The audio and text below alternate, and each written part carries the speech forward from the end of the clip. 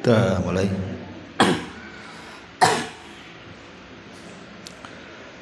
Bismillahirrahmanirrahim. Assalamualaikum warahmatullahi wabarakatuh.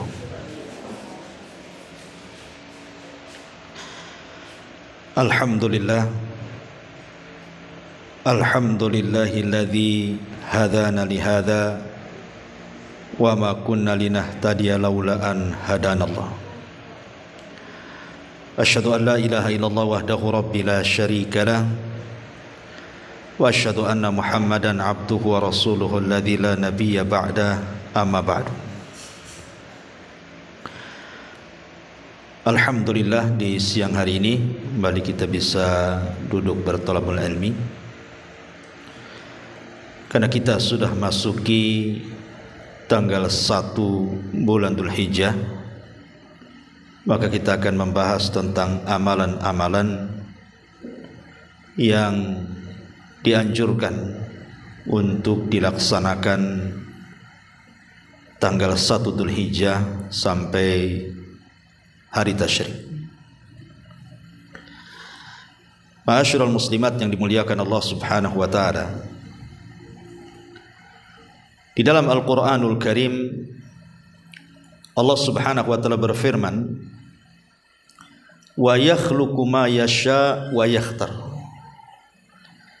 Dan Allah Subhanahu wa taala terkadang menciptakan makhluk-makhluknya, dan di antara makhluk ciptaannya ada makhluk-makhluk yang dipilih Allah Subhanahu wa taala. Contoh saja, ketika Allah Subhanahu wa taala menciptakan para malaikat, maka dari seluruh para malaikat yang paling utama adalah malaikat-malaikat yang dijadikan pimpinan-pimpinan para malaikat, dan mereka adalah Jibril, Mikail, Israfil, dan juga Malakul Maut. Itulah seutama-utama para malaikat.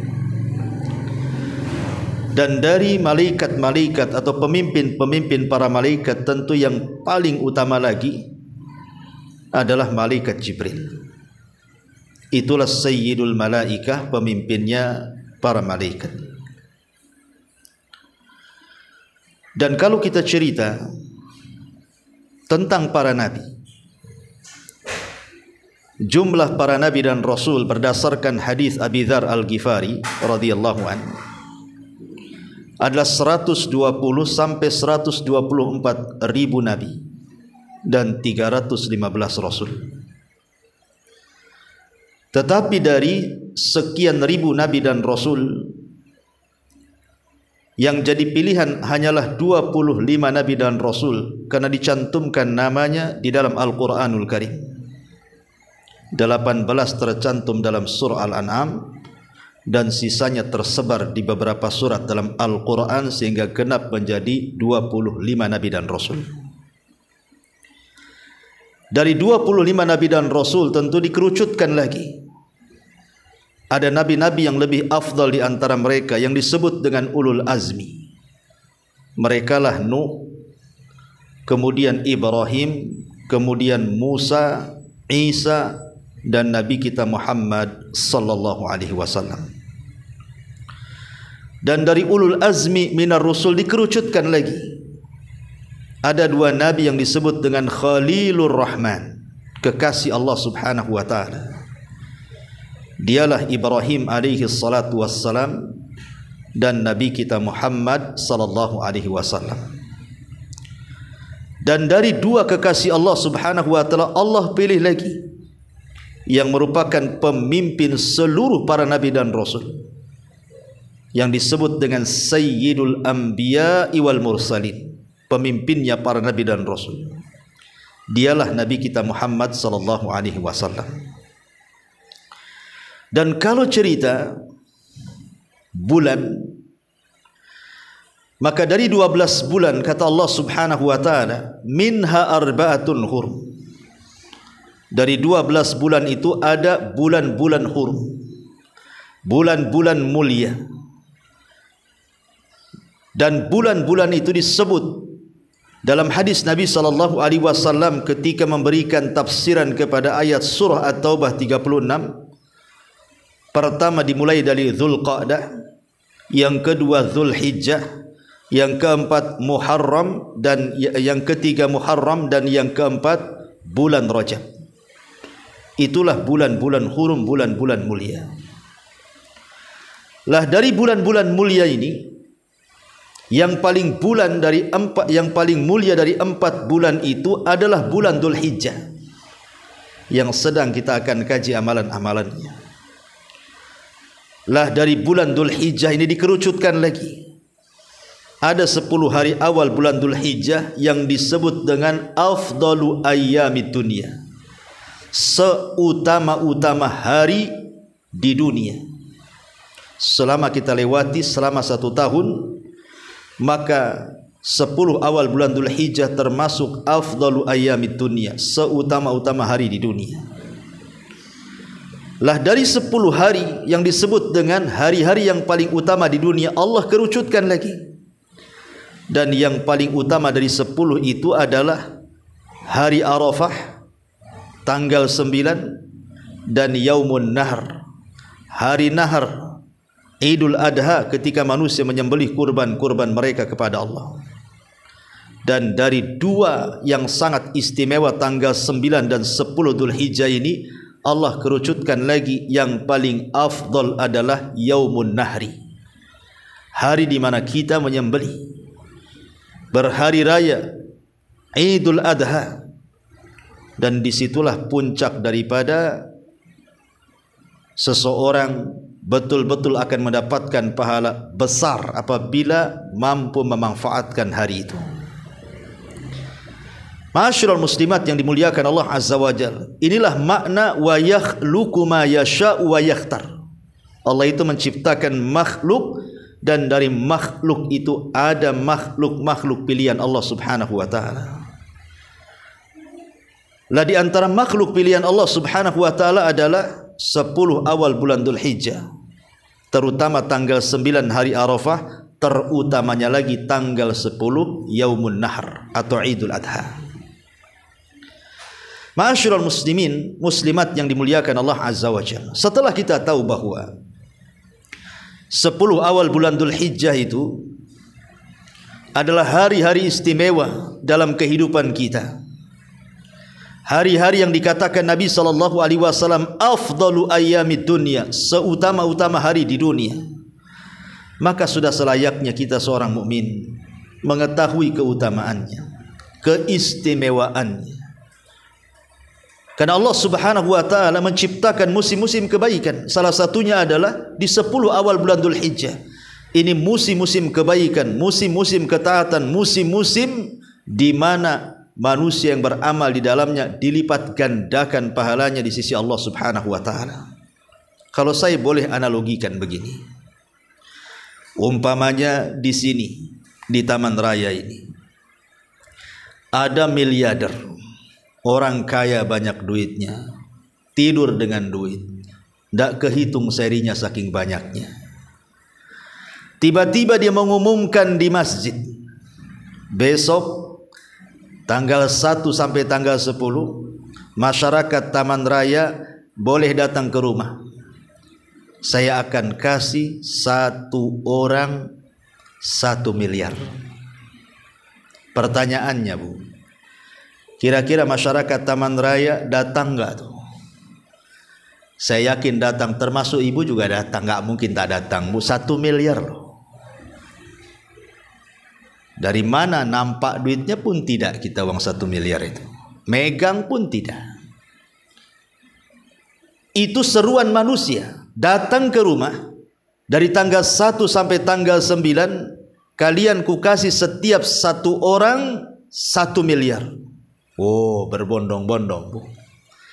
Pasti dari pagi buta dia sudah berkumpul di depan orang kaya itu. Itu urusan dunia. Urusan dunia saja sedemikian rupa orang berjubel, berlomba-lomba supaya sampai di rumah orang kaya itu. Terkadang harus sikat sikut sana sini, menyakiti orang, enggak peduli. Yang penting saya pertama mendapatkan 1 miliar itu. ini adalah manusia. Tapi Allah Subhanahu wa taala menawarkan lebih daripada itu. Lebih daripada nilai 1 miliar. Allah menawarkan itu. Bahwa ada pahala-pahala yang dilakukan di 10 awal bulan Dzulhijjah itu yang dilipat gandakan pahalanya yang kita tidak tahu lipatannya.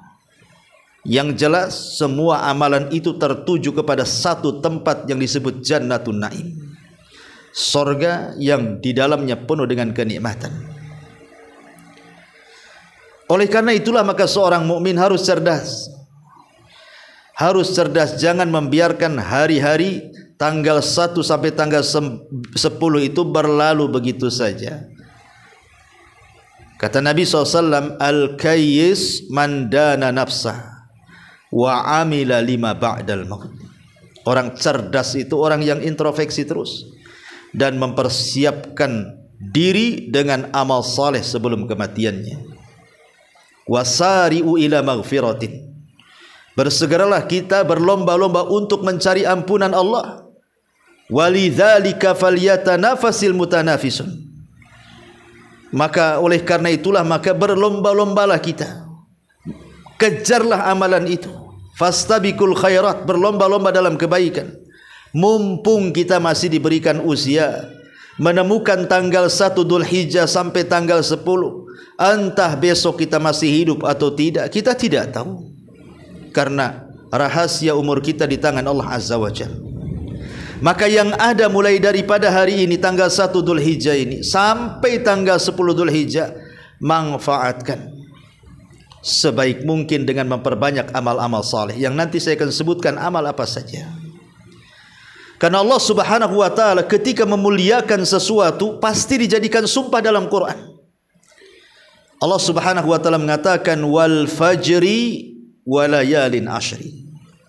Demi waktu fajar dan demi malam-malam yang 10.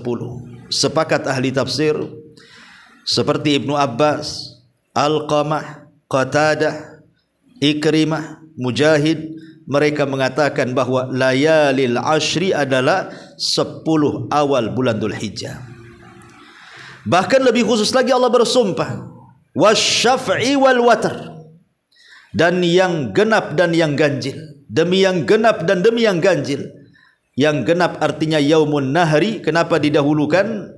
Karena yaumun nahri lebih afdal dibandingkan yaumul arafah. Wasyaf'i, dan yang ganjil itu artinya hari Arafah.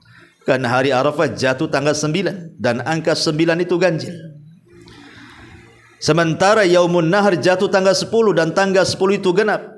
Dan Allah mengatakan wasyaf'i wal watr, dan demi yang genap dan yang ganjil. Allah dahulukan yang genap karena lebih utama dibandingkan yang ganjil. Hari nahar itu lebih utama dibandingkan hari Arafah. Bayangkan Allah sampai bersumpah berkali-kali dalam Al-Quran. Termasuk juga wasyahidi wal masyhud. Sebagian ahli tafsir mengatakan artinya yaumu Arafah. Lihat, berturut-turut Allah jadikan sumpah. Dan tidak mungkin Allah bersumpah dalam Quran kecuali makhluk yang disumpahinya itu adalah memiliki keistimewaan di hadapan Allah Subhanahu wa taala. Ma'asyiral muslimin yang dimuliakan Allah Subhanahu wa taala. Lalu apa amalan yang harus kita lakukan? Yang pertama, Bu, manasik haji. Okelah ibu, belum Allah berikan kesempatan ataupun takdir baik bisa berangkat haji. Tapi bukan mustahil Allah mudahkan ibu bisa berangkat haji. Berdoalah. Semoga Allah Subhanahu wa taala mendengar dan mengijabah doa kita. Ibadah haji ini adalah ibadah yang banyak sekali manfaatnya. Karena ada orang-orang jahil, orang-orang bodoh yang mereka menentang syariat Allah dan Rasulnya, menganggap bahwa ibadah haji ini ibadah konyol katanya. Ibadah haji ini ibadah apa, Bu? Ibadah konyol katanya. Kenapa? Karena ibadah haji itu ibadah di mana orang-orang Islam belum bisa meninggalkan tradisi jahiliyah katanya. Coba bayangkan ada orang ngomong gitu, Bu. Jadi ibadah haji itu ibadah yang katanya umat Islam belum bisa meninggalkan tradisi jahiliyah. Apa maksud kalimat ini?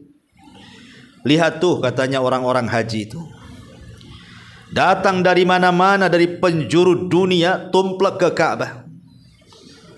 Mereka bukan sedang menyembah Allah katanya. Mereka sedang menyembah batu. Ketika mereka tawaf, mereka sedang tawaf mengelilingi batu. Setelah tawaf, mereka mencium batu. Kemudian setelah mencium Hajar Aswad, mencium batu, mereka pun sa'i. Sa'i dari batu ke batu. Sofa itu batu, bukit berbatu. Marwah juga bukit berbatu. Jadi sa'i untuk batu ke batu. Ketika lempar jumroh, yang dilempar juga batu. Dan alat melemparnya juga batu. Yang dilempar batu, alat melemparnya batu. Jadi sesungguhnya ibadah haji itu belum bisa meninggalkan tradisi jahiliyah. Kenapa? Karena masih teringat dengan batu. Ya, ma'asyiral muslimat yang dimuliakan Allah Subhanahu wa taala. Saya ulangi. Jadi orang-orang yang tawaf, mereka mentawafi batu. Orang yang mencium Hajar Aswad mencium batu. Orang yang sa'i berlari-lari kecil dari Safa dan Marwah, Safa itu batu, Marwah juga batu. Jadi sa'i dari batu ke batu. Ketika melempar jumroh, yang dilempar juga batu, alat lemparnya juga batu. Jadi kalian sebenarnya kembali ke zaman batu katanya. Yang disembah kalian itu bukan Allah tapi batu. Lalu apa manfaatnya? Seolah-olah Islam tidak berkembang, kembali kepada zaman batu dan nyembah batu. Kan jahil, Bu. Ucapan seperti ini jahil. Karena menentang ajaran Islam. Haji itu banyak manfaatnya. Dan ketika haji itu bukan kita ini sedang menyembah batu, ibadah dari batu ke batu, tidak. Ma'asyiral muslimat yang dimuliakan Allah Subhanahu wa taala. Ibrahim alaihi salatu wassalam ketika selesai membangun Ka'bah, kemudian Allah Subhanahu wa taala katakan, wa id yarfa'u Ibrahimul qawa'ida wa Ismail. Dan ingatlah ketika Ibrahim meninggikan dasar-dasar Baitullah bersama putranya Ismail, kemudian dia berdoa, Rabbana taqabbal minna innaka antas samiul alim. Ya Tuhan kami, terimalah daripada kami amalan kami, sesungguhnya Engkaulah yang maha mendengar lagi maha mengetahui. Lihat Ibrahim, setelah dia menyelesaikan pembangunan Ka'bah, dia tidak berdoa kepada batu. Dia berdoa kepada Allah dan mengatakan, sesungguhnya Engkau ya Allah maha mendengar lagi maha mengetahui, terimalah amalan kami. Kemudian setelah itu Ibrahim diperintahkan Allah untuk menyeru manusia agar manusia datang melakukan ibadah haji. Nabi Ibrahim ketika itu mengatakan, ya Rabb, suaraku terbatas. Tidak mungkin juga orang yang kuserukan mereka mau datang. Macam mana caranya saya mengajak manusia yang berada di ujung barat, timur, selatan dan utara? Maka Allah mengatakan, ya Ibrahim, innama alaikal adhan wa alainal balag. Ibrahim, engkau cukup berteriak, kasih tahu manusia agar datang ke sini untuk melakukan manasik haji. Aku yang akan menyampaikan suaramu ke telinga-telinga dan hati-hati manusia. Dan nanti hati-hati manusia akan condong untuk datang ke sini. Dan betul Allah Subhanahu wa taala mengatakan, wa adzin fin nasi bil hajj ya'tuka rijalan wa ala kulli dhamirin ya'tina min kulli fajjin amik. Dan serulah kepada manusia agar mereka melakukan ibadah haji, maka akan datang kepadamu rijalan, manusia yang berjalan kaki atau berkendaraan dari segala penjuru dunia akan tumplek di Ka'bah. Dan hari ini kita bisa saksikan. Jadi haji itu perintah Allah, bukan perintah batu. Dan kita lihat di antara manfaat haji, coba. Ketika jemaah haji yang datang ke Mekah kemudian menggunakan kain ihram, kain selendang putih dari baju dan celananya, semua kain ihram berwarna putih, tidak ada warna yang lain kecuali putih. Apa manfaatnya? Manfaatnya supaya jemaah haji itu diingatkan akan kafan saat kematiannya, bahwa mereka akan mati, akan menghadap kepada Allah, akan mempertanggungjawabkan semua perbuatan mereka di dunia. Kemudian juga tidak ada kemuliaan antara si kaya dan si miskin yang haji, antara si pejabat dan si rakyat, semua sama kainnya, kain ihram. Mau presiden ya kain ihram, mau menteri ya kain ihram, mau bos kain ihram. Sebutkan orang yang haji, tidak ada mentang-mentang dia presiden, menteri, pejabat kainnya beda. Saya presiden harus kain katun, saya menteri harus kain batik, saya ini harus kain yang lainnya sutra. Tidak, semua sama kain ihram. Haji mengajarkan kesetaraan dalam Islam. La fadla bainal arabi wal a'jam walal aswad alal ahmar illa bitaqwallah, kata Rasul. Tidak ada beda Anda orang Arab, Anda non Arab. Karena sekarang Indonesia ini ada orang membangga-banggakan karena dia orang Arab. Sama saja, ya, sama saja. Atau membangga-banggakan karena dia keturunan Nabi. Sama saja. Anda keturunan Nabi, saya bukan keturunan Nabi. Yang membedakan Anda dengan saya itu hanya takwa saja. Kita tidak mengingkari keturunan Nabi itu ada kemuliaan, tetapi kemuliaan itu tidak bisa Anda raih kecuali dengan takwa. Maka Anda akan mengumpulkan dua keutamaan. Satu, Anda dzurriyyah Nabi yang harus kami hormati. Yang kedua, ketakwaan yang harus kami muliakan. Tapi secara umum tidak ada kemuliaan manusia, siapapun dia. Yang memuliakan manusia hanyalah taqwallahi azza wa jal. Inna akramakum indallahi atqakum. Jadi ibadah haji itu banyak manfaatnya. Tidak benar kita datang ke sana nyembah batu. Bukankah talbiyah kita saja bukan kepada batu? Talbiyah itu kepada Allah. Labbaik Allahumma labbaik, labbaik la syarika laka labbaik, innal hamda wan ni'mata laka wal mulk la syarika lak. Lihat kandungannya saja, isi tauhid. Aku penuhi panggilanmu ya Allah, aku penuhi panggilanmu yang tidak ada sekutu bagimu. Sesungguhnya pujian dan juga nikmat milikmu, dan kekuasaan juga milikmu yang tidak ada sekutu bagimu. Semua isinya tauhid. Macam mana kemudian orang itu mengatakan kita nyembah batu? Tidak, batu itu hanya sekedar alat untuk mempersatukan kaum muslimin dalam solat-solat mereka, di mana Allah subhanahu wa ta'ala menjadikan batu Hajar Aswad yang ada di Ka'bah itu hanya sekedar untuk dijadikan kiblat. Dijadikan kiblat, bukan disembah. Dijadikan kiblat di mana satu dunia kaum muslimin ketika mereka salat, mereka menghadap Hajar Aswad, karena tidak mungkin disatukan dengan cara lain kecuali dengan cara itu. Bukan kita nyembah batu, kita nyembah Allah subhanahu wa ta'ala. Dan yakin setiap muslim yang salat tidak mungkin ada keyakinan bahwa dia sedang bersujud kepada batu, ruku kepada batu, berdiri kepada batu dari mulai takbiratul ihram sampai salam. Mustahil. Ketika kita salat, semua lillah. Kul inna salati wa nusuki wa mahyaya wa mamati lillahi rabbil alamin. Katakan salatku, penyembelihanku, hidupku, matiku, aku serahkan kepada Allah subhanahu wa ta'ala.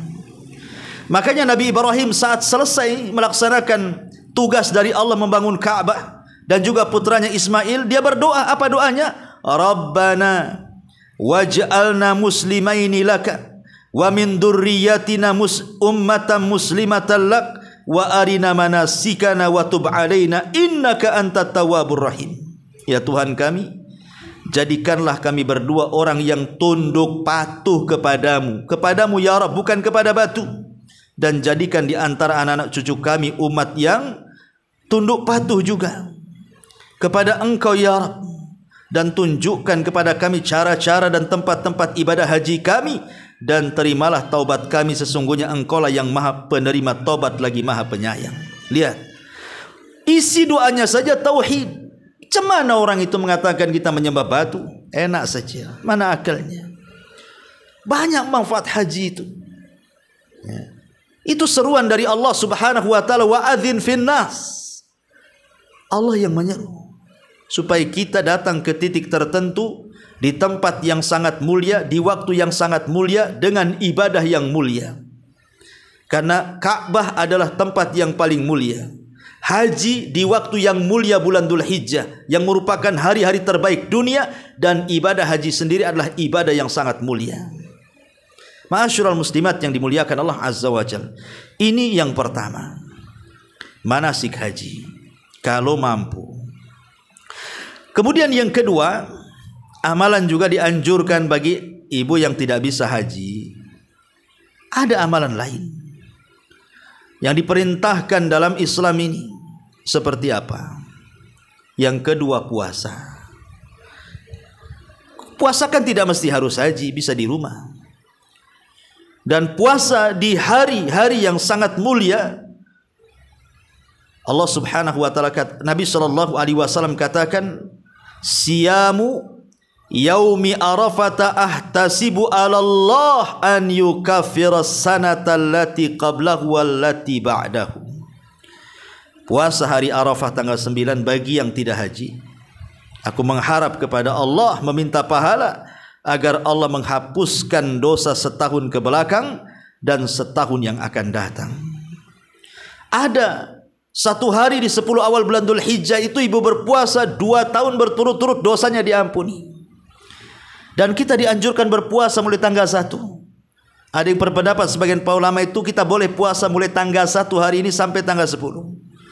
Ada juga yang berpendapat dengan cara puasa Daud, 1 hari puasa 1 hari tidak.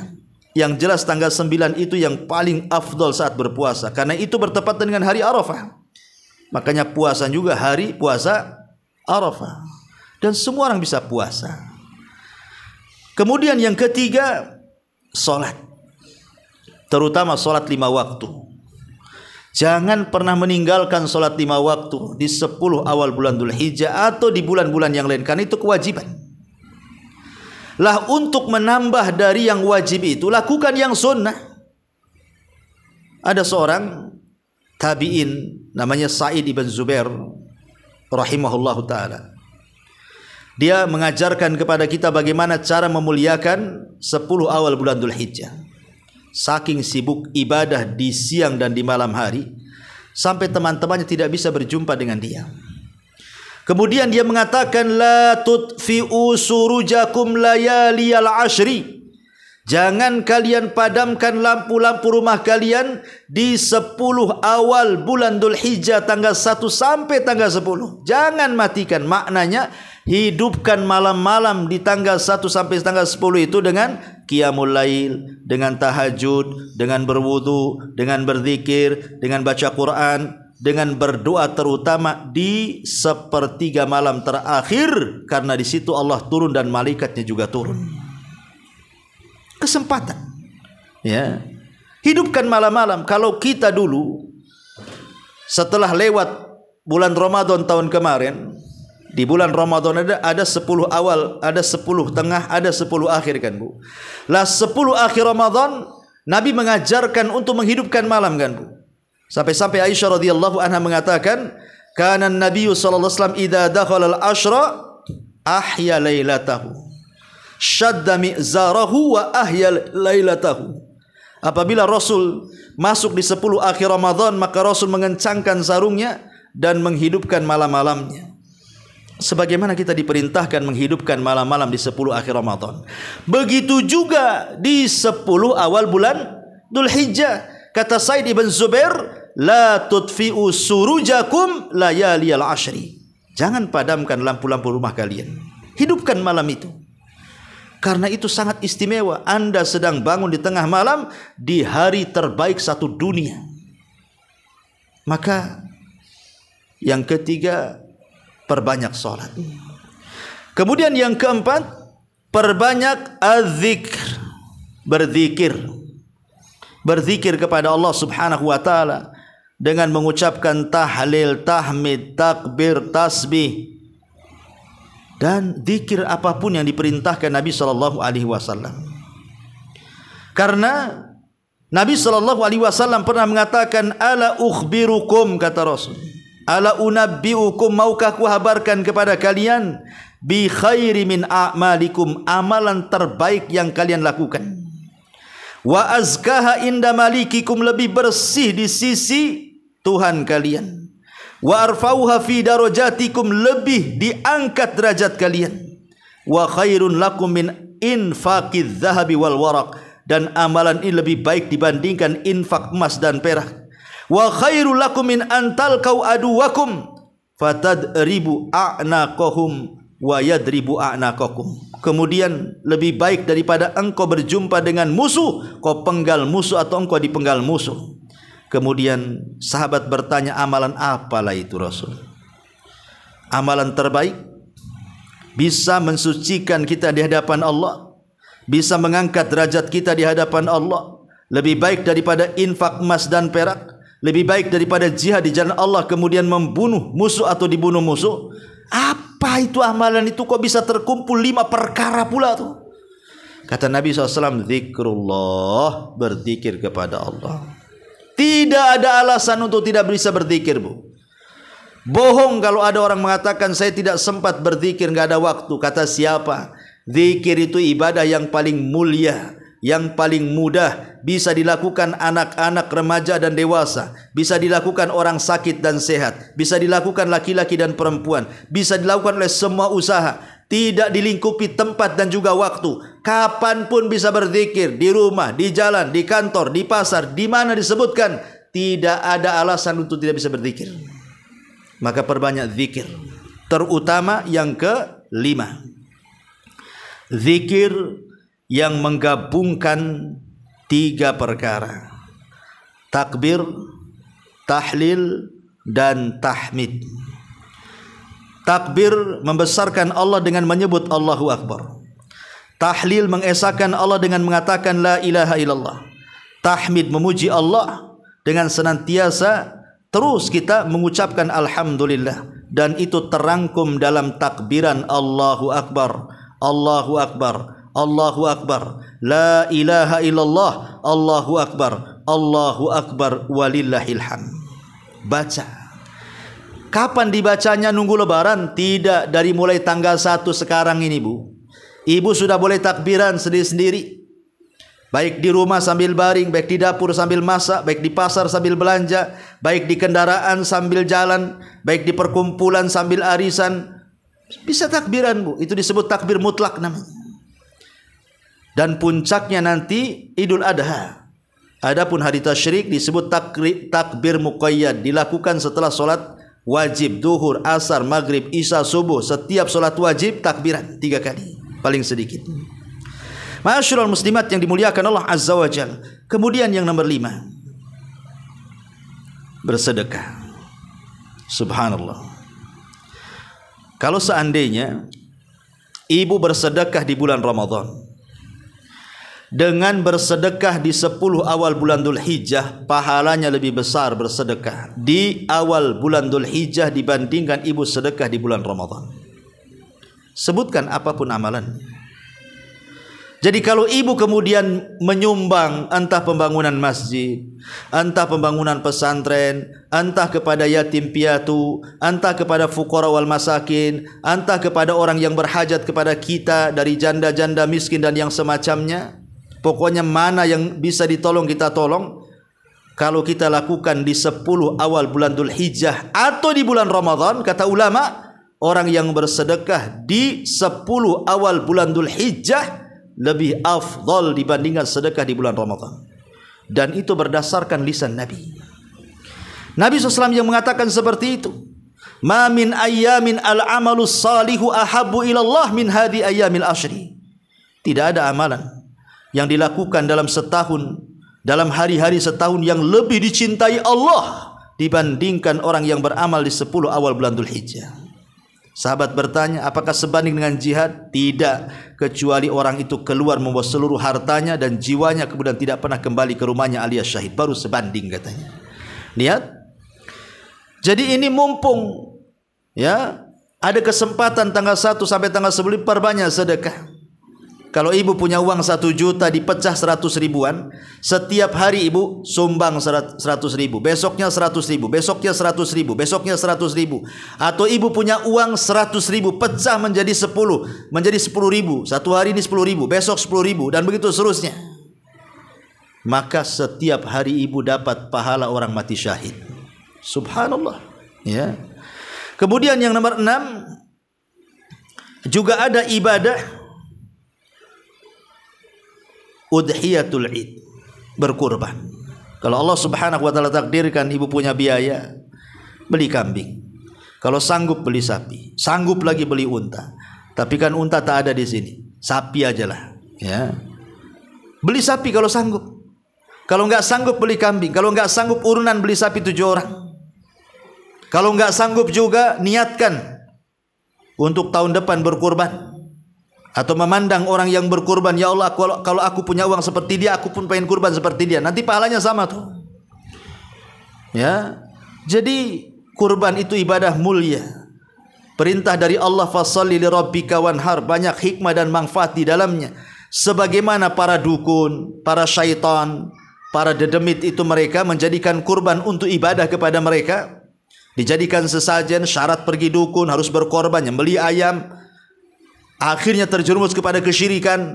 Lah kalau orang-orang jahil mereka menjadikan ajang kesyirikan dari kurban, maka kita ahli tauhid, kita tidak menyembelih kecuali kepada Allah Subhanahu wa taala.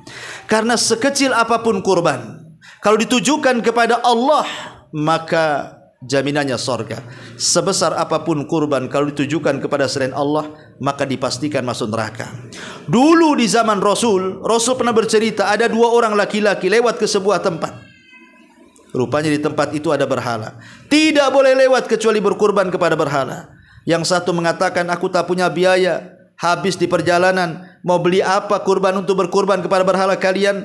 Tapi kaum itu mengatakan, tidak usah terlampau dipikirkan. Kau tak punya duit, tak ada masalah. Tangkap tu lalat, kurbankan lalat kepada berhala kami.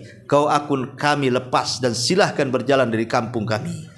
Akhirnya dia tangkap lalat, sembelih, kemudian dilepas dia. Yang satunya mengatakan, tidak, walaupun kau perintahkan aku untuk menyembelih kepada berhalamu dengan seekor lalat sekalipun, gratisan tanpa beli cukup menangkap, kalau ditujukan kepada aku tak mau. Akhirnya dia pun dibunuh dan meninggal dunia. Ketika sama-sama dua-duanya, baik yang korban pertama meninggal atau yang kedua tidak mau berkorban kecuali kepada Allah, akhirnya Allah masukkan yang berkorban kepada berhala dimasukkan ke neraka, dan yang korban kepada Allah atau tidak mau korban kecuali kepada Allah, Allah masukkan ke dalam surga. Itu seekor lalat, Bu. Kalau ditujukan kepada Allah saja, jaminannya surga. Gimana ibu berkorban lebih daripada lalat? Kambing, kacang, kambing gibas, kambing wol, ataupun sapi, ataupun unta, sudah jelas lagi, ya, pahalanya sangat besar, ya. Kemudian juga di antara amalan-amalan yang dianjurkan,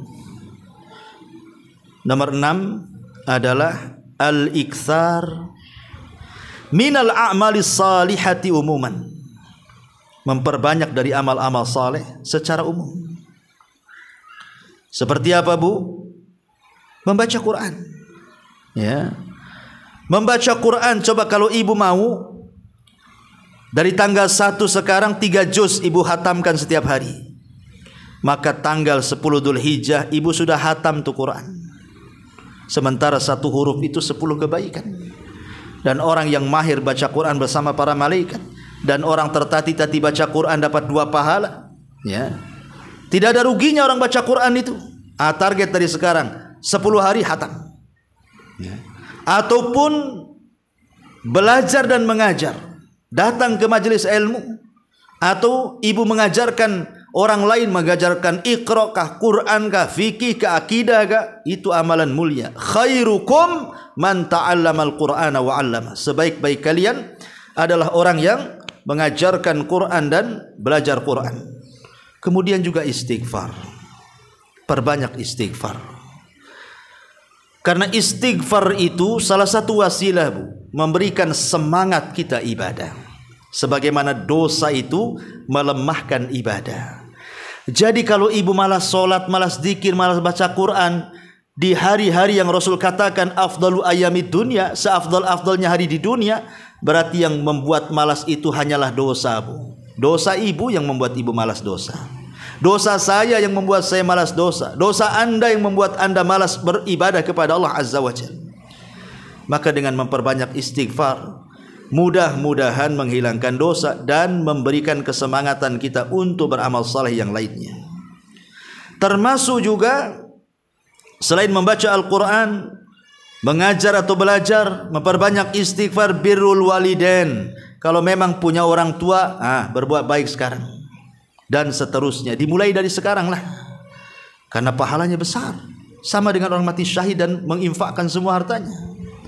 Ataupun silaturahim, ataupun ifsa'us salam, mengucapkan salam, Bu, kalau ketemu orang, ya. Jangan salam itu diucapkan kepada yang kenal saja, yang tak kenal tak mau salam. Bahkan ada juga yang aneh di masyarakat ini, kalau ibu mengucapkan salam kepada tetangga yang ibu tidak kenal, tetangga itu malah heran sama ibu. Malah dia bilang, kok kenal aku di mana, katanya. Padahal niat kita ini hanya ingin menyebarkan salam, malah jawabannya, emang aku kenal kamu? Emang kamu kenal aku, katanya. Lah, ini kan tidak paham, jahil, ya. Salam itu adalah salah satu pertanda rasa cintanya kita dengan Allah, karena Allah adalah salam dan menebar kecintaan sesama manusia, dan itu pula yang menjadikan kita penyebab masuk surga. Kemudian juga it'amut ta'am, kalau bisa kita sebar kepada fuqara masakin yang kekurangan itu. Berilah mereka makanan, sedekah kepada fuqara wal masakin. Ataupun al-islah bainan nas, berusaha mengislah, ada orang yang bertengkar nih, kita tengah-tengahnya, kita islah keduanya. Jangan bertengkar, ini hari-hari terbaik di dunia ini.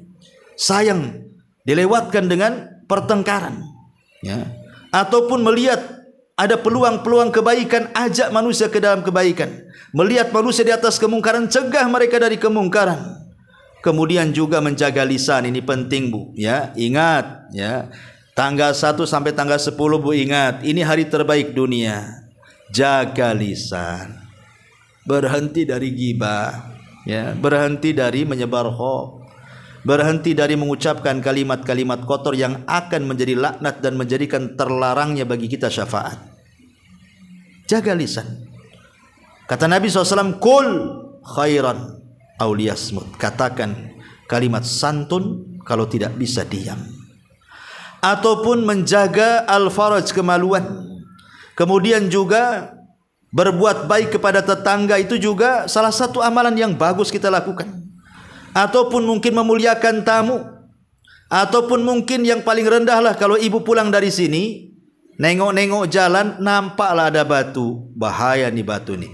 Kalau ada orang lewat bisa terguling, ambil, Bu, singkirkan. Ya, nampak ada duri, nampak ada paku, nampak ada beling, ambil, singkirkan.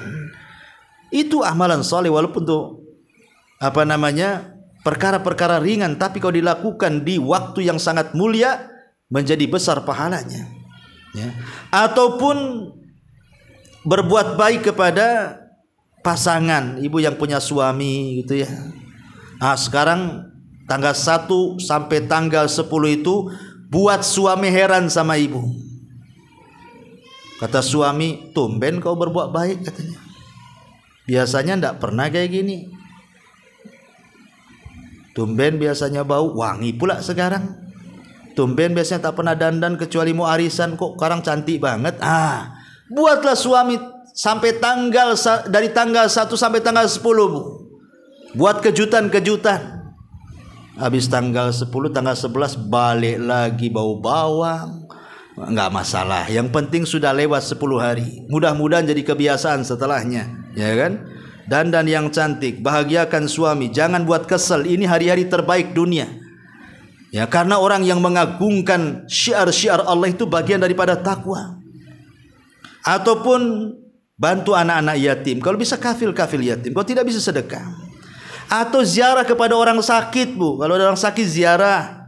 Karena orang sakit itu kadang-kadang sakitnya tidak seberapa, tapi ketika tidak ada yang menziarahi, itu yang lebih sakit. Sakitnya tuh di sini, ya, sehingga itu terkadang terlipat-lipat sakitnya. Sudah sakit dengan penyakitnya, sakit pula tak ada yang kunjung sama dia. Maka itu amalan terbaik, karena orang mengunjungi orang sakit itu akan diikuti 70.000 malaikat mendoakan ampunan pada kita. Ataupun memudahkan kaum muslimin. Ada acara-acara warga kerja bakti ikut, memudahkan. Karena biasanya kalau rame itu ringan dijinjing, kalau sendiri kan berat, Bu, ya. Jadi kegiatan masyarakat. Atau memperbanyak solawat, ya, solawat kepada Nabi SAW, ya. Atau kalaupun kita tidak bisa memberikan kebahagiaan kepada orang, jangan sakiti orang. Ibu tidak bisa memasukkan kebahagiaan kepada orang, tapi jangan sakiti orang. Buang sampah sembarang, parkir motor mobil di depan rumah orang, minta izin, ya. Ataupun mungkin punya pohon, dahannya ke rumah tetangga dibiarkan saja, pas buahan kita yang ngambil, dia pula yang nyapu sampah. Ini apa ini? Ya. Jadi ya, walaupun tidak bisa menyenangkan hati orang itu, jangan pula menyakiti hati orang, terutama di 10 awal bulan Dzulhijjah. Termasuk juga kalau memang Anda seorang pemimpin, maka ini hari-hari terbaik, ya, berbuat baiklah kepada rakyat, dan rakyat mendoakan pemimpinnya. Kemudian memudahkan pemuamalah, terutama dijual beli di pasar, Bu, karena Rasul mengatakan rahimallahu rajulan samhan idza ba'a wa samhan idza ishtara wa samhan idza qada wa samhan idza iqtada. Semoga Allah merahmati orang yang mudah menjadi pembeli, mudah menjadi penjual, mudah saat berhutang, mudah pula saat membayar. Semoga Allah merahmati. Ya, jangan gara-gara kembalian 1.000 perak, enggak, saya harus kembali itu 1.000 perak untung bagi saya masukkan ke celengan. Akhirnya penjualnya keliling 1 jam untuk cari kembalian. Nah, ini kan nyusahin pedagang namanya, Bu. Atau pedagang nyusahin pembeli. Jangan suka ngurang-ngurang takaran, timbangan meteran. Kalau bisa buatlah shadaqatus sir. Kalau dia pesan sekilo buah, tambah 1 on. Yang pembeli tidak tahu kalau Anda sedang sedekah sir tuh, ya. Ataupun mungkin berdoa kepada saudara-saudara kita yang mereka tidak tahu dengan kita. Kita punya tetangga sakit, kita doakan dari jauh, ya Allah, mudah-mudahan si fulan sembuh, ya. Jadi walaupun dia tidak tahu, kita berdoa.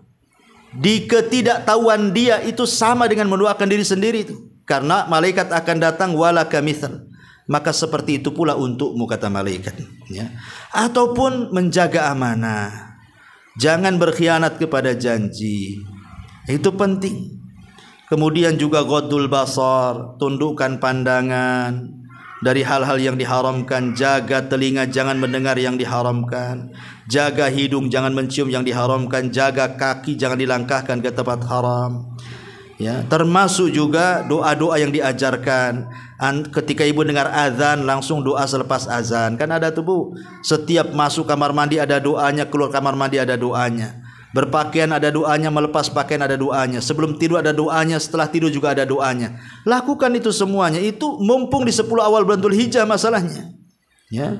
Termasuk juga kalau hari Jumat baca surah Al-Kahfi. Bagi laki-laki ini kesempatan iktikaf di masjid, ya, walaupun 1 jam jadilah, ya. Kemudian juga jaga sholat-sholat 5 waktu dan juga sholat-sholat sunnah. Dan ingat, jangan mencari yang haram.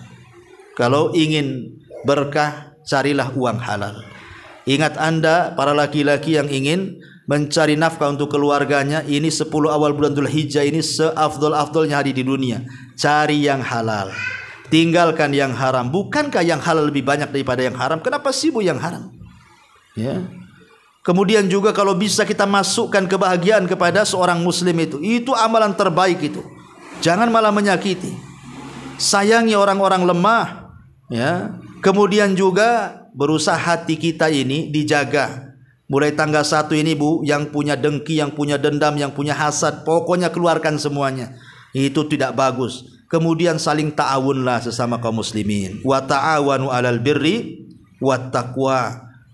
Dan berta'awunlah, tolong menolong di atas perbuatan kebaikan dan ketakwaan kepada Allah Subhanahu wa taala. Dan banyak lagi amal-amal saleh selain daripada yang saya sebutkan ini.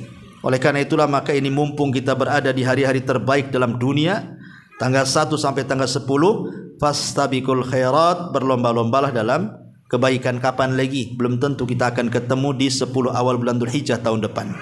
Wallahu a'lam bishawab. Ini nasihat umum, mudah-mudahan ada manfaatnya. Sebelum saya tutup, silahkan kalau mau bertanya. Fal yatafaddali mashkurah.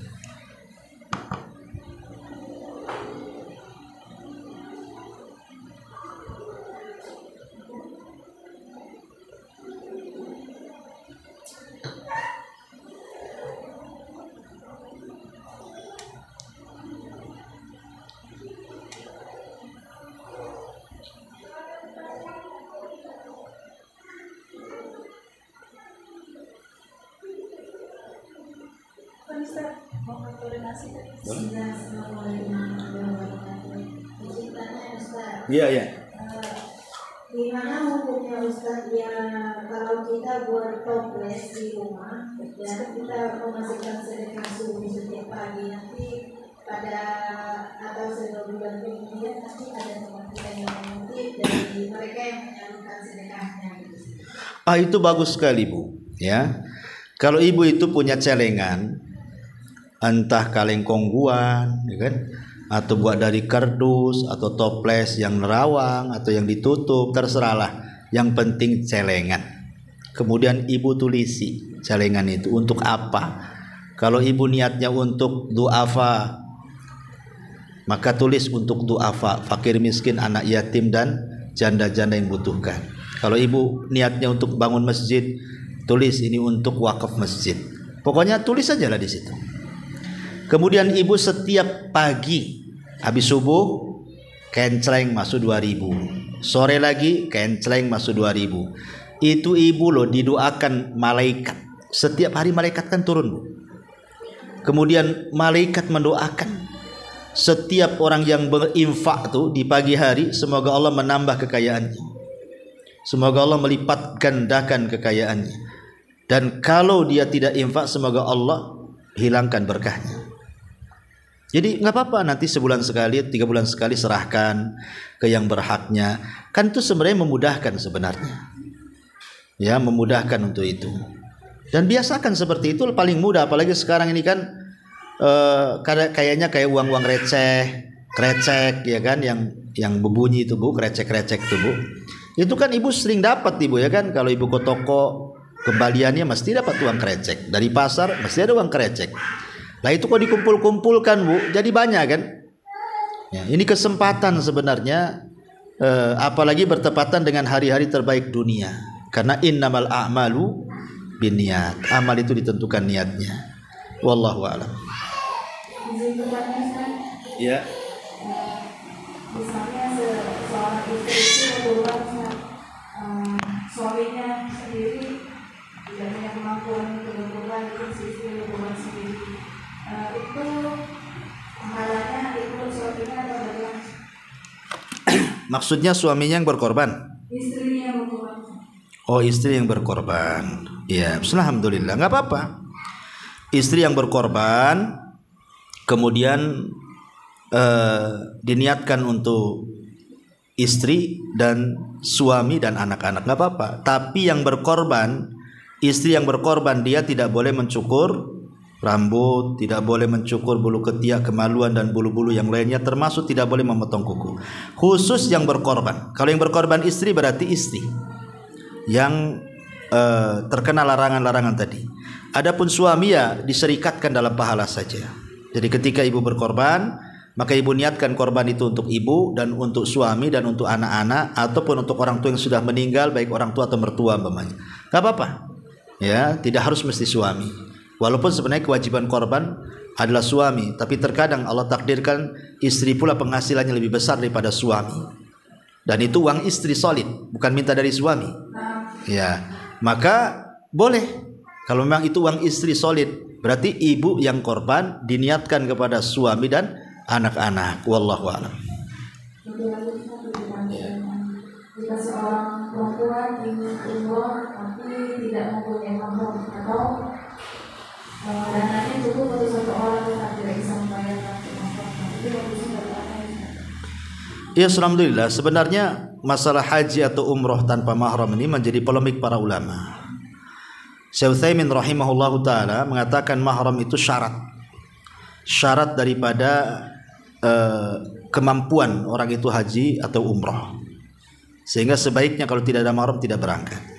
Tapi ada berpendapat lain bahwa boleh, tapi yang pertama, umroh yang pertama atau haji yang pertama, ya, untuk umroh yang pertama atau haji yang pertama dengan syarat ada teman-teman walaupun bukan mahram yang dipercaya dalam perjalanannya bisa aman, mengamankan ibu, ya, mulai dari berangkat sampai pulang dia menjamin keamanan. Yang pertama saja, adapun yang kedua ketiga tak boleh. Ada juga beberapa seperti itu, ya, karena alasannya istri si Nabi SAW ketika haji sepeninggal Rasul, mereka ada sebagian tidak pakai mahram, tetapi mereka dengan sahabiah yang lainnya yang menjaga mereka dari mulai berangkat sampai pulang. Ada juga yang pendapat seperti itu. Walaupun saya anjurkan sebaiknya sih kumpul-kumpul uang dulu, dengan mahramnya jauh lebih baik dan lebih aman dan lebih mencocoki perintah. Wallahu a'lam.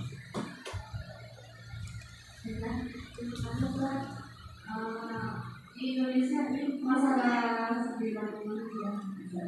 dan di Indonesia itu sering berbeda-beda,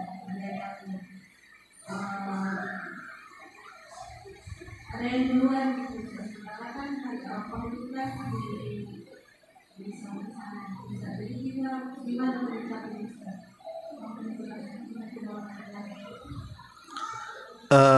gimana kurang dengar. Ulangi masalah puasa Arafah. Oke, puasa Arafah. Di Indonesia kan sering berbeda pendapat, ada yang duluan, ada yang pemerintah. Oh, ikut pemerintah kah ataukah ikut Arab Saudi, ya? Ya, alhamdulillah. Ya, kalau saya anjurkan sih ikut pemerintah. Ikut pemerintah, ya, karena bagaimanapun untuk menjaga persatuan. Untuk menjaga persatuan, karena pemerintah pun juga ketika memberikan sebuah keputusan tentang besok Arafah atau tidak gitu kan, mereka juga mengacu kepada ijtihad. Jadi kesungguhan mereka untuk menentukan besok hari Arafah atau tidak. Yang kedua, untuk menjaga persatuan kaum muslimin, ya. Dan yang ketiga, ini juga masalah khilafiyah, sehingga tidak bisa kemudian kita berpendapat sendiri gitu, ya.